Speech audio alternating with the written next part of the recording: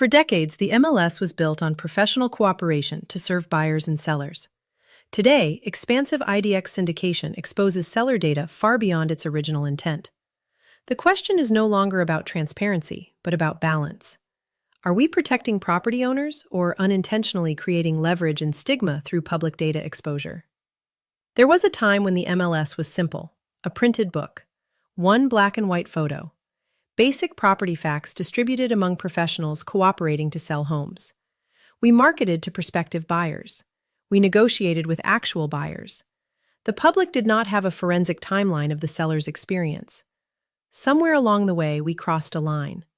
Today, we publish microdata to the entire public. Days on market, days to contract, pending status, sold price in most states, back on market history. What was once professional cooperation has turned into public dissection. It's time we ask an uncomfortable question. Who is owed transparency? A buyer under contract deserves full disclosure. A prospective buyer working with an agent should absolutely be told a property is under contract. That is fair. That is ethical. That is professional. But do members of the general public browsing real estate portals casually need to see the seller's full performance history?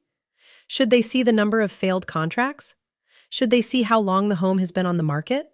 Should they be handed data points that create assumptions about seller fatigue? We all know seller fatigue creates buyer leverage. When we broadcast timeline data to the public, we disproportionately advantage buyers before negotiations even begin. That is not transparency. That is imbalance. Consider the back-on-market designation.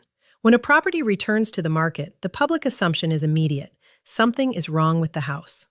Contracts fall apart for countless reasons. Buyer financing changes, contingencies unmet, cold feet, life events, none of which necessarily reflect the condition of the property. Yet the seller absorbs the reputational damage. That publicly displayed status can create verifiable economic injury. If a business were for sale and a buyer changed their mind, we would not log that failed negotiation on a public portal for the world to see. Why are we doing this to homeowners? The issue extends to how we treat pending properties.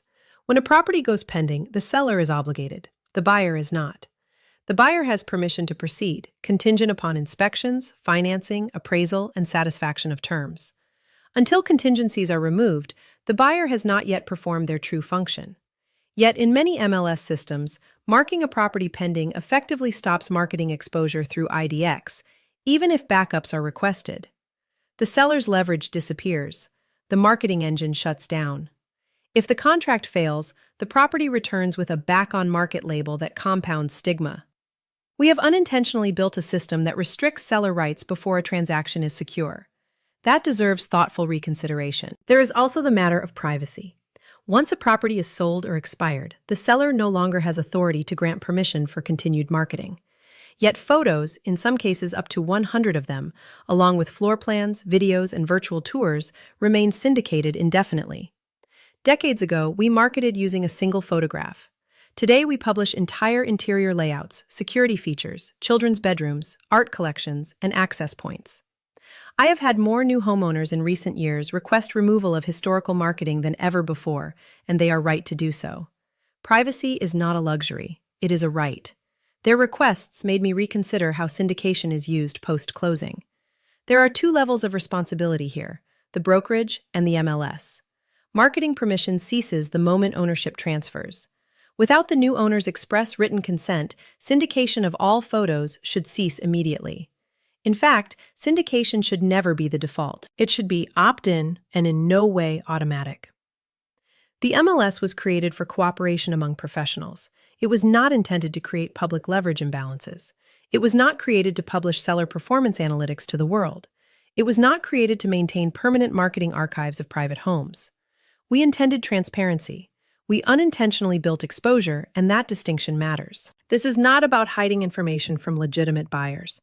It is about defining who qualifies as a buyer versus members of the public and prospective buyers, and who is owed transparency. Transparency belongs in professional negotiations, not all in for public entertainment. We must protect the integrity of the seller's position. We must protect privacy. We must protect the economic interests of property owners, the very people who entrust us with their largest asset. We have gone too far. It is time to dial it back. When we adjust systems thoughtfully, we restore balance. And when we restore balance, we protect the people we are sworn to represent. If we advocate for homeownership and private property rights, we must reconsider use of our systems and protocols. That is leadership.